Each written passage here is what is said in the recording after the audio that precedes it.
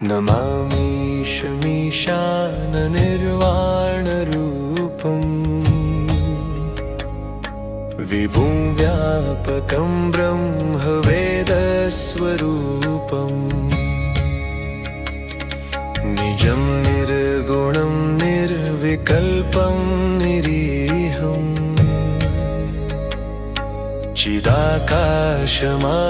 चिदाकाशमाकाशवासं भजेऽहम्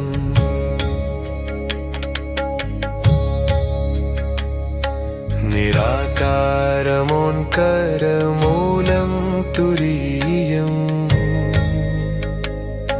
गिराज्ञानगोतीतमीशं गिरीशम् करालं महाकालकालं कृपालम् गुणागारसंसारपारं नतोऽहम्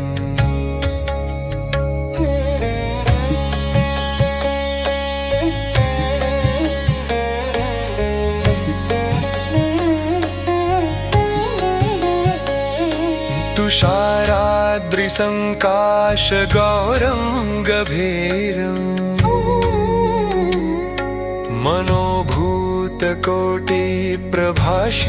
मनोभूतकोटिप्रभाश्रीशरीरम् स्फुरन्मौलिकल्लोलिनी चारुगङ्गा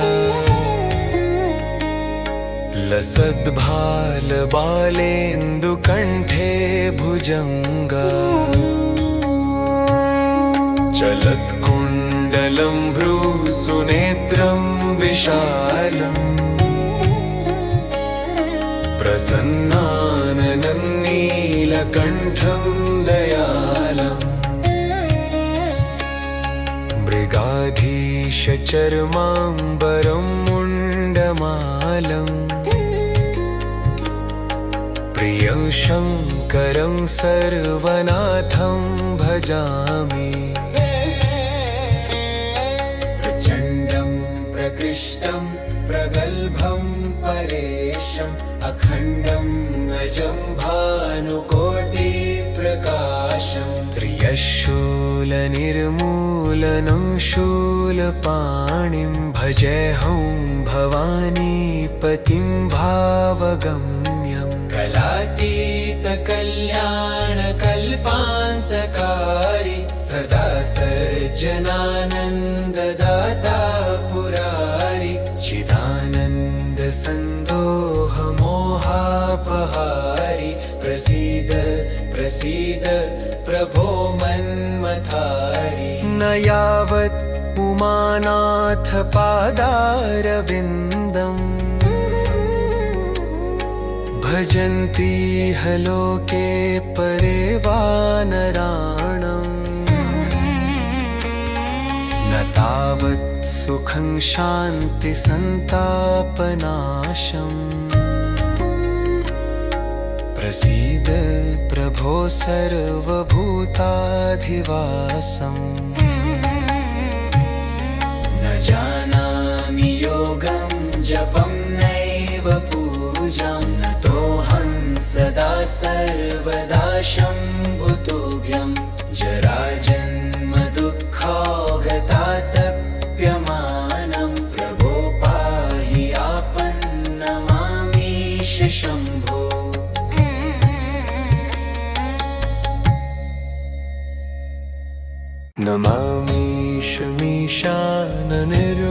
नमामीशमीशाननिर्वाणरूपम् विभुं व्यापकं ब्रह्मवेदस्वरूपम्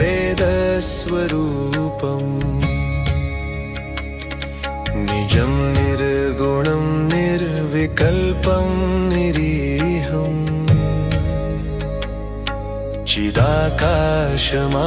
चिदाकाशमाकाशवासं भजेऽहम्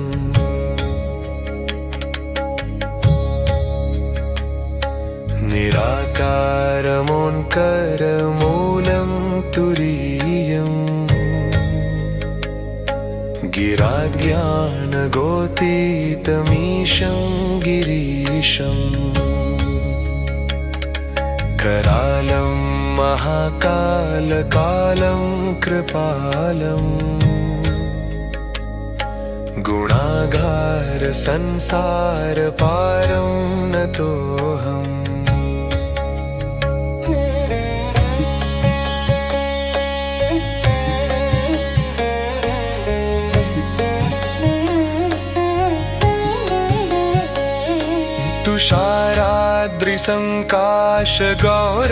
तुषाराद्रिसङ्काशगौरङ्गभीरम्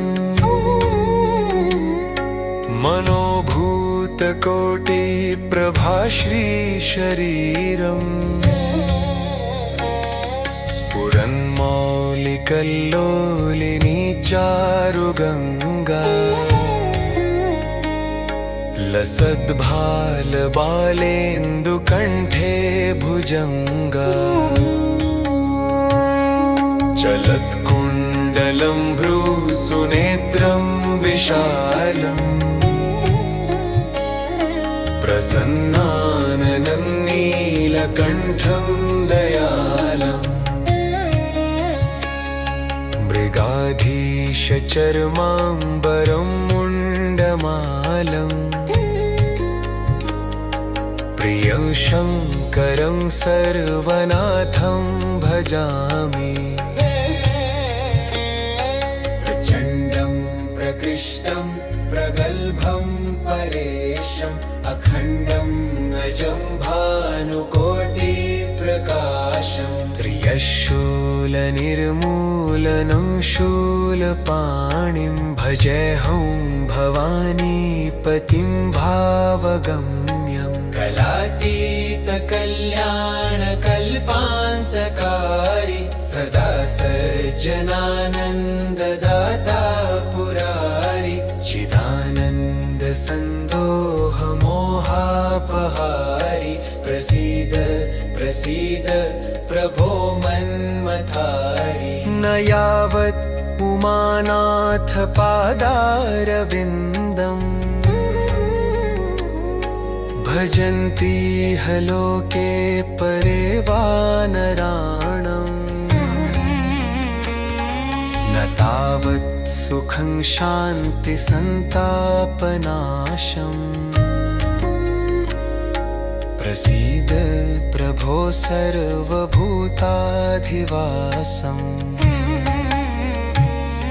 न जानामि योगं जपं नैव पूजां नतोऽहं सदा सर्वदा शम्भुतोऽभ्यं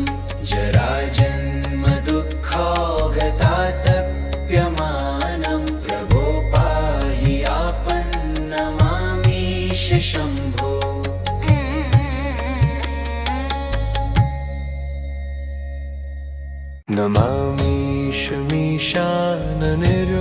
नमामीशमीशाननिर्वाणरूपम् विभुं व्यापकं ब्रह्मवेदस्वरूपम् निजं निर्गुणं निर्विकल्पं निरीहम्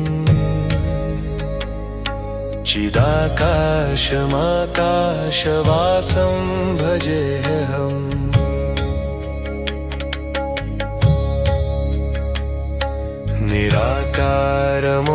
निराकारमोङ्कारमूलं तुरीयम्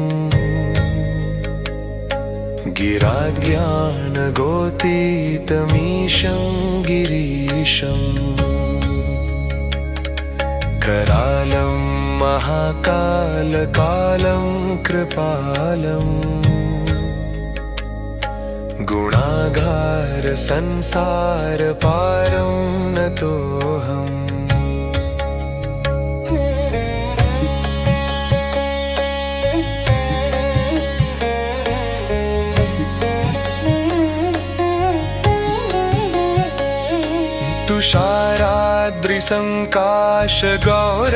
तुषाराद्रिसङ्काशगौरङ्गभीरम्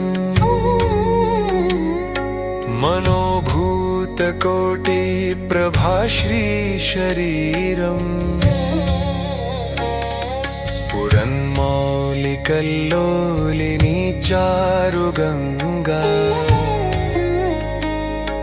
लसद्भालबालेन्दुकण्ठे भुजङ्गा चलत्कुण्डलं भ्रूसुनेत्रं विशालम् प्रसन्नाननं नीलकण्ठं दयालम् मृगाधीशचर्माम्बरं मुण्डमालम् प्रियं शङ्करं सर्वनाथं भजामि प्रचण्डं प्रकृष्टं प्रगल्भं परेशम् अखण्डं अजं भानुकोटिप्रकाशम् त्र्यशूलनिर्मूलनं शूलपाणिं भजेऽहं भवानीपतिं भावगम्यम् कलातीतकल्याणकल्पान्तकारी सदा सज्जनानन्ददाता पुरारि चिदानन्दसन्दोहमोहापहारि प्रसीद प्रसीद प्रभो मन्मथारि न यावत् उमानाथ पादारविन्दम् भजन्ति ह लोके परे वानराणाम् न तावत् सुखं शान्ति सन्तापनाशम् प्रसीद प्रभो सर्वभूताधिवासम् न जानामि योगं जपं नैव पूजां नतोऽहं सदा सर्वदा शम्भुतुभ्यं जराजन्म दुःखौगतातप्यमानं प्रभो पाहि आपन्नमामीश शम्भो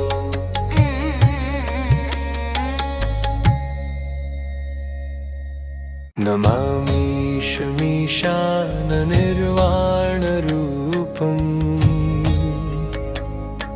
विभुं व्यापकं ब्रह्मवेदस्वरूपम् निजं निर्गुणं निर्विकल्पं निरीहम्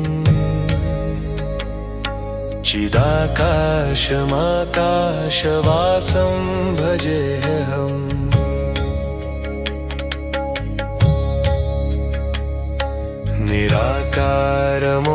निराकारमोङ्कारमूलं तुरीयम्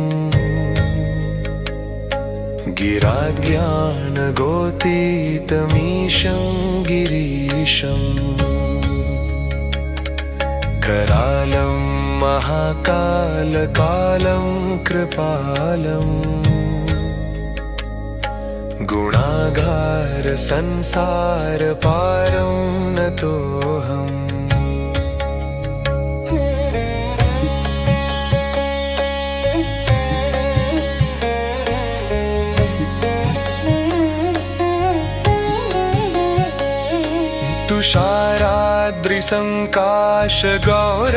तुषाराद्रिसङ्काशगौरङ्गभीरम्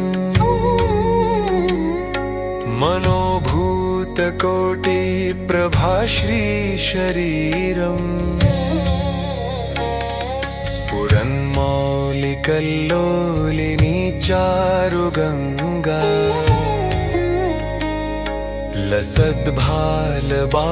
लसद्भालबालेन्दुकण्ठे भुजङ्गा चलत्कुण्डलं भ्रूसुनेत्रं विशालम्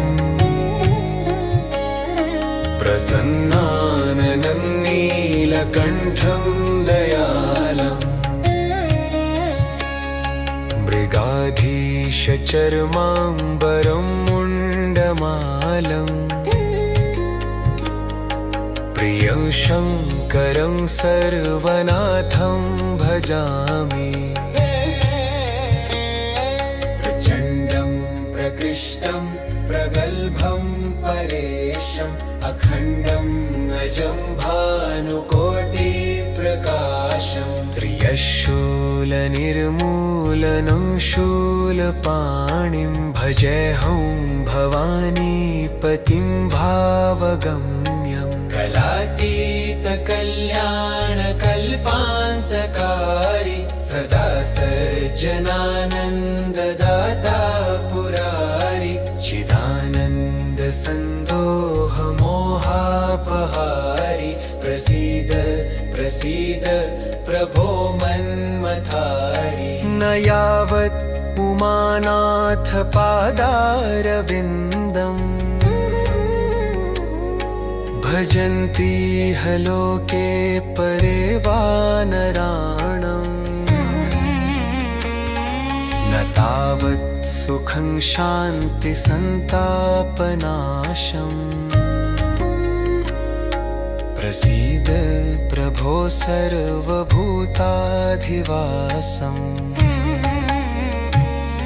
न जानामि योगं जपं नैव पूजां नतोऽहं सदा सर्वदा शम्भुतोऽभ्यं जराजन्म दुःखौघतातप्यमानं प्रभो पाहि आपन्नमामीश शम्भो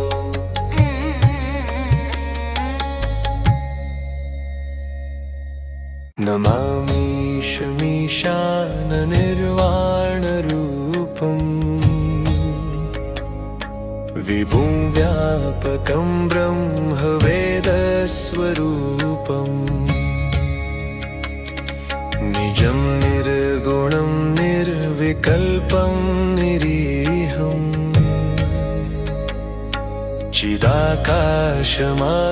चिदाकाशमाकाशवासं भजेऽहम्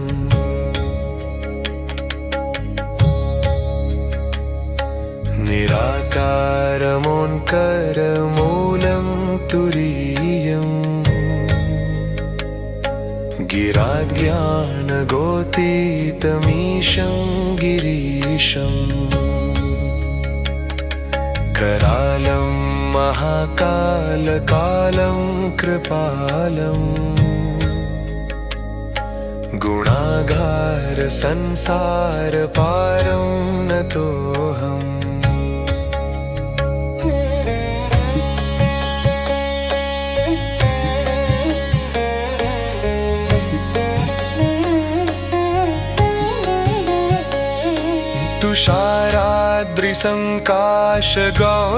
तुषाराद्रिसङ्काशगौरङ्गभीरम्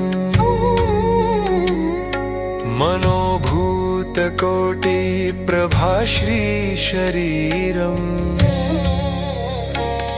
स्फुरन्मौलिकल्लोलिनी चारुगङ्गा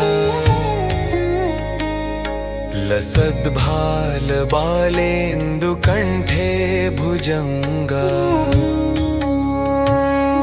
चलत्कुण्डलं भ्रूसुनेत्रं विशालम्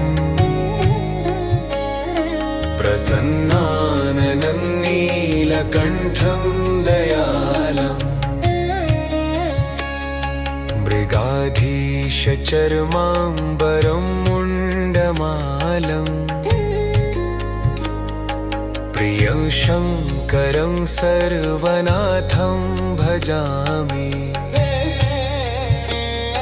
प्रचण्डं प्रकृष्टं प्रगल्भं परेशम् अखण्डं अजं भानुकोटिप्रकाशं त्रियशूलनिर्मूलनं शूलपाणिं भजेऽहं भवानीपतिं भावगम्यं कलातीतकल्याणकल्पान्तकारी सदा सज्जनानन्ददाता पुरारि चिदानन्दसन्दोहमोहापहारि प्रसीद प्रसीद प्रभो मन्मथारि न यावत् उमानाथ पादारविन्दम्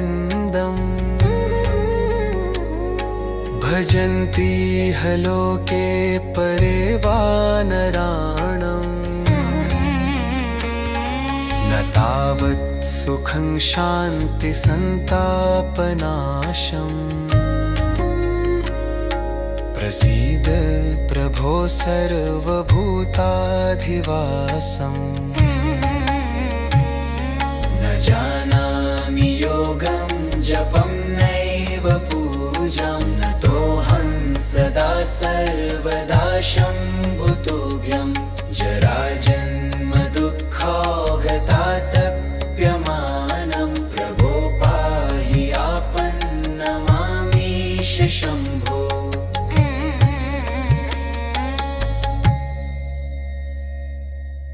नमामीशमीशाननिर्वाणरूपम्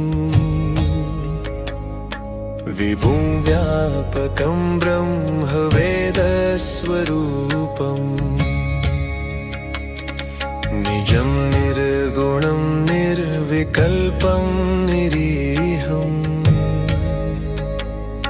चिदाकाशमाकाशवासं भजेऽहम्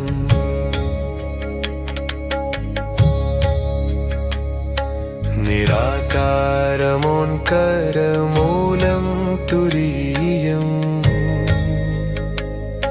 गिराज्ञानगोतीतमीशं गिरीशम् करालं महाकालकालं कृपालम् गुणागार संसारपारं नतोऽहम्।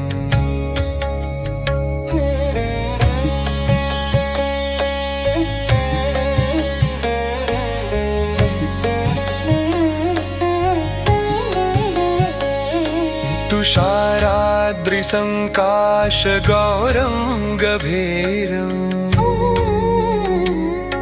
मनोभूतकोटिप्रभाश्रीशरीरम् स्फुरन्मौलिकल्लोलिनी चारुगङ्गा लसद्भालबालेन्दुकण्ठे भुजङ्गा चलत्कुण्डलं भ्रूसुनेत्रं विशालम् प्रसन्नाननं नीलकण्ठं दयालम् मृगाधीशचर्माम्बरं मुण्डमालम् प्रियं शङ्करं सर्वनाथं भजामि प्रचण्डं प्रकृष्टं प्रगल्भं परेशम् अखण्डं अजं भानुकोटिप्रकाशं त्रियशूलनिर्मूलनं शूलपाणिं भजेऽहं भवानीपतिं भावगम्यं कलातीतकल्याणकल्पान्तकारी सदा सज्जनानन्ददाता पुरारि चिदानन्दसन्दोहमोहापहारि प्रसीद प्रसीद प्रभो मन्मथारि न यावत् उमानाथ पादारविन्दम्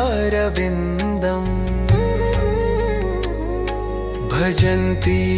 लोके परे वानराणाम् न तावत् सुखं शान्तिसन्तापनाशम् प्रसीद प्रभो सर्वभूताधिवासम् न जानामि योगं जपं नैव पूजां नतोऽहं सदा सर्वदा शम्भुतोऽभ्यं जराजन्म दुःखौघतातप्यमानं प्रभो पाहि आपन्नमामीश शम्भो।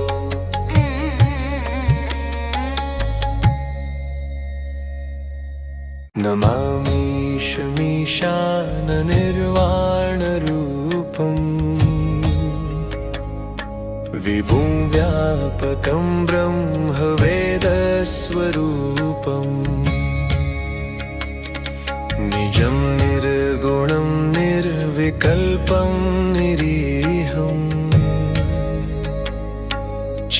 चिदाकाशमाकाशवासं भजेऽहम्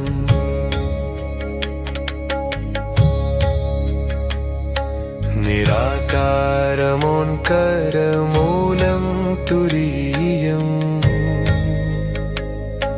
गिराज्ञानगोतीतमीशं गिरीशम् करालं महाकालकालं कृपालम् गुणागारसंसारपारं नतोऽहम्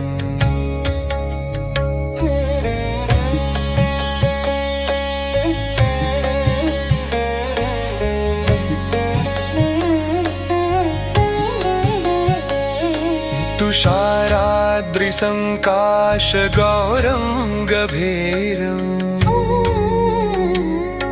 मनोभूतकोटिप्रभाश्रीशरीरम् स्फुरन्मौलिकल्लोलिनी चारुगङ्गा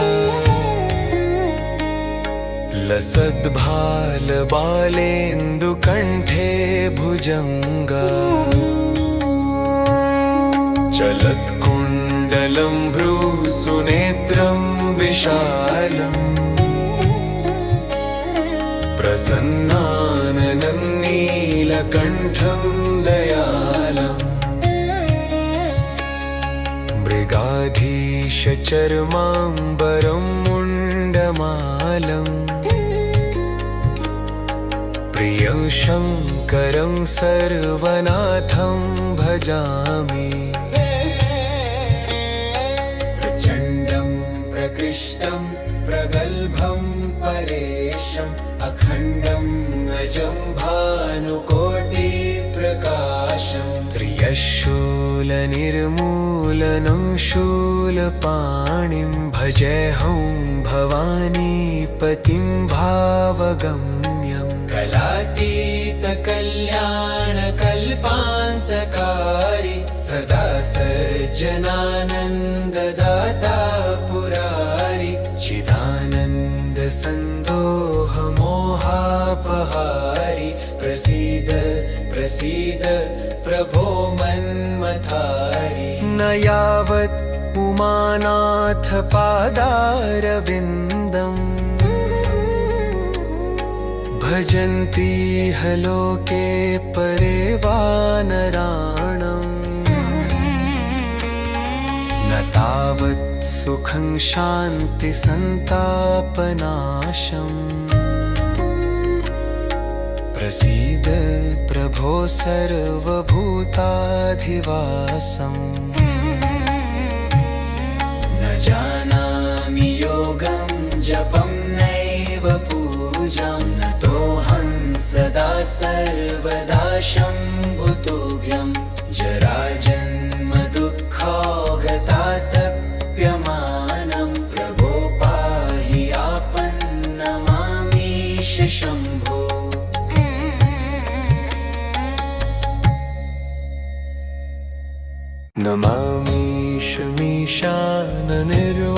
नमामीशमीशाननिर्वाणरूपम् विभुं व्यापकं ब्रह्मवेदस्वरूपम् निजं निर्गुणं निर्विकल्पं निरीहम् चिदाकाशमाकाशवासं भजेऽहम्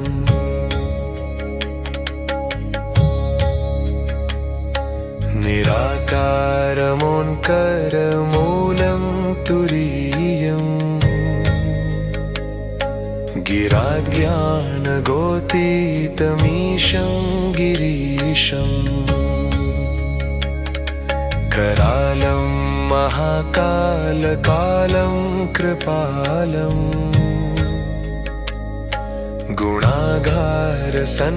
गुणागारसंसारपारं नतोऽहम्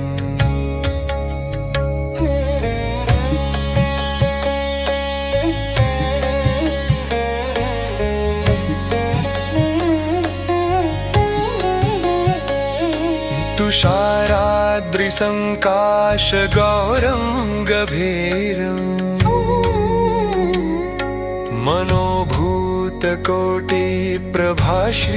मनोभूतकोटिप्रभाश्रीशरीरम्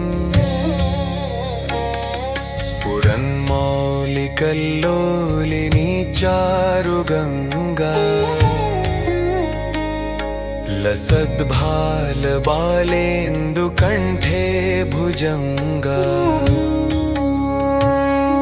चलत्कुण्डलं भ्रूसुनेत्रं विशालम् प्रसन्नाननं नीलकण्ठं दयालम् मृगाधीशचर्माम्बरं मुण्डमालम् प्रियं शङ्करं सर्वनाथं भजामि प्रचण्डं प्रकृष्टं प्रगल्भं परेशम् अखण्डं अजं भानुकोटिप्रकाशम् त्रियशूलनिर्मूलनं शूलपाणिं भजेऽहं भवानीपतिं भावगम्यम् कलातीतकल्याणकल्पान्तकारी सदा सज्जनानन्ददाता पुरारि चिदानन्दसन्दोहमोहापहारि प्रसीद प्रसीद प्रभो मन्मथारि न यावत् उमानाथ पादारविन्दम् भजन्ति लोके परे वानराणम् न तावत् सुखं शान्तिसन्तापनाशम् प्रसीद प्रभो सर्वभूताधिवासम् न जानामि योगं जपं नैव पूजां नतोऽहं सदा सर्वदा शम्भुतोऽभ्यं जराजन्म दुःखौगतातप्यमानं प्रभो पाहि आपन्नमामीश शम्भो